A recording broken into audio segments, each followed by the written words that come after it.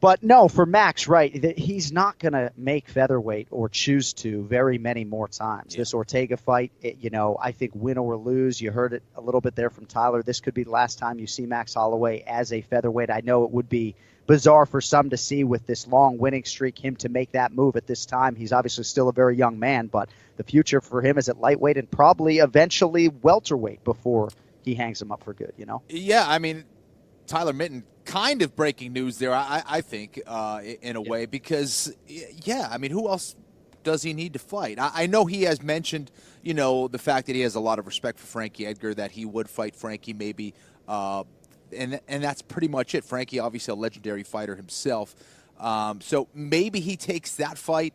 But as far as, all the big fights, I mean, it's all at 55, right? You got Khabib Nurmagomedov, you got Conor McGregor.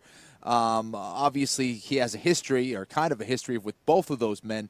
I think that's a fight that makes a lot of sense. Last time he was up at Fox, man, he was huge.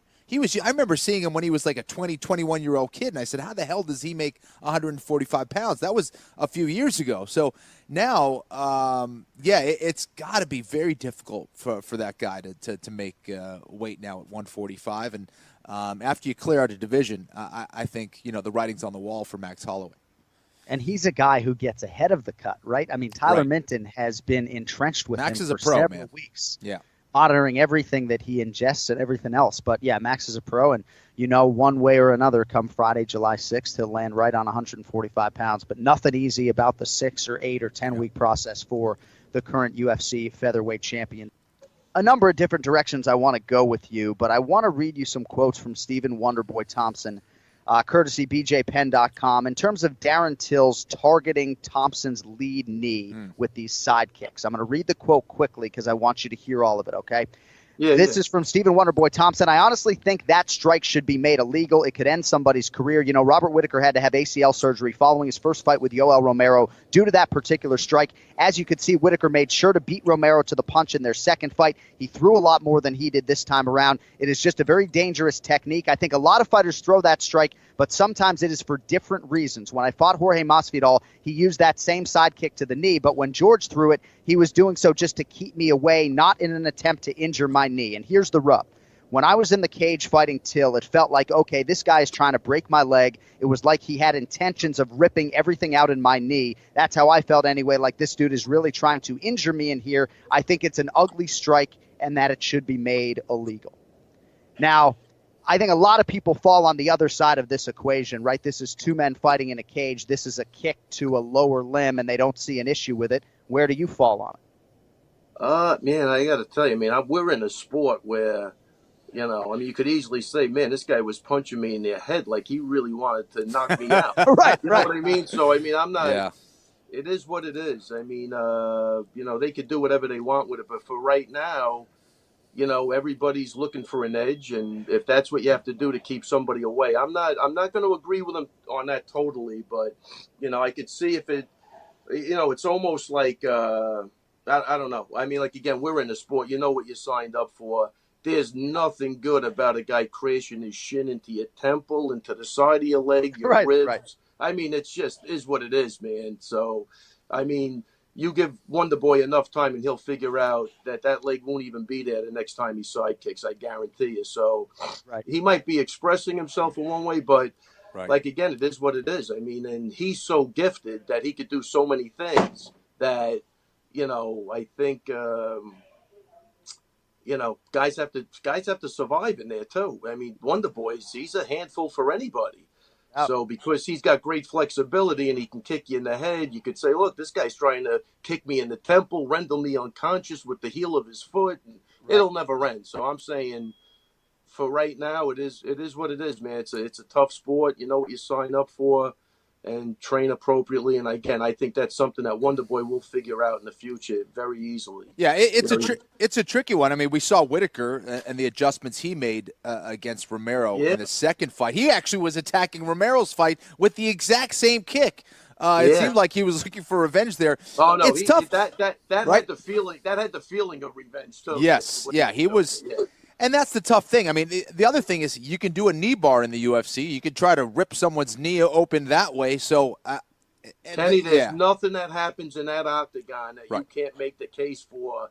I mean, I don't know, man. I might take the knee kick over, getting hit with a shin to my temple. I Right. mean, I don't know. Right. I mean, Yeah. that's where it gets tricky. I mean, there's Sure. nothing as far as health and safety. There's nothing good going on in there.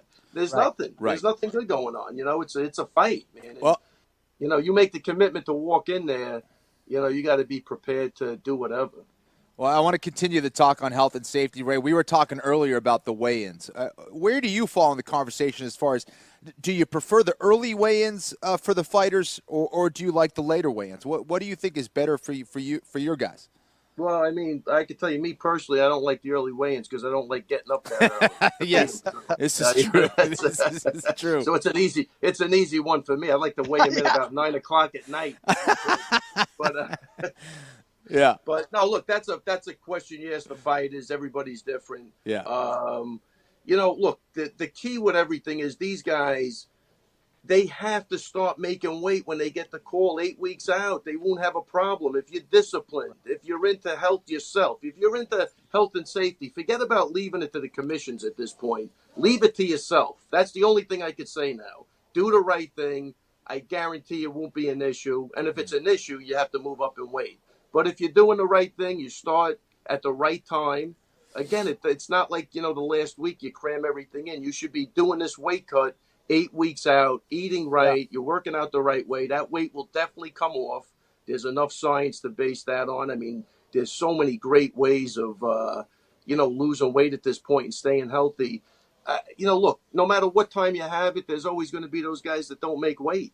So I think for the most part, everybody liked the early weigh-ins because they could rehigh. You get that extra 8 hours. That's huge, So for the safety of the fighter, that seems to be the way to go. Get them rehydrated, get that water back up to the brain, less shock on this, less that. Yeah. All good. So, I'm in favor of whatever's safer for the fighter. You'd really have to look at the research and see what it says. But again, we're in a sport where you can't fry your internal organs over and over again like that. The guy losing 40 pounds over, it's just like crazy. Is there anybody that's going to tell him that's good for him? No, the answer is no.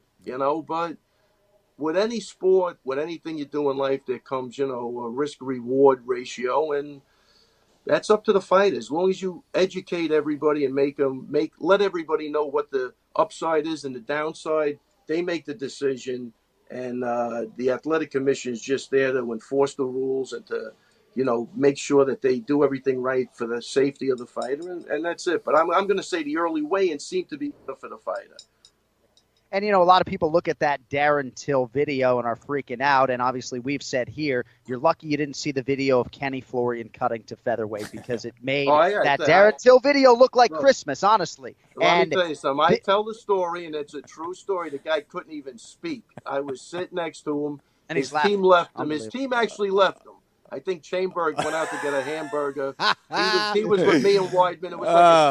It was like a scene out of The Godfather. They were exhausted. Let's put it that way. The coaches cutting weight with me were exhausted. I got to tell you, John, it was like a scene out of The Godfather when they left the old man in the fucking hospital. I mean, I felt like Enzo the Baker. I had to come save the poor guy. They had you put your hands in your pockets just in case, like you had a gun in there. Yeah, and he had that poor accountant go, okay, you got to file that 419, you got taxes and cash. Ray came to my rescue there. That was awesome. I swear to God, John, it's a true story. Hey, buddy, how about take a fucking hike? The guy can't even speak.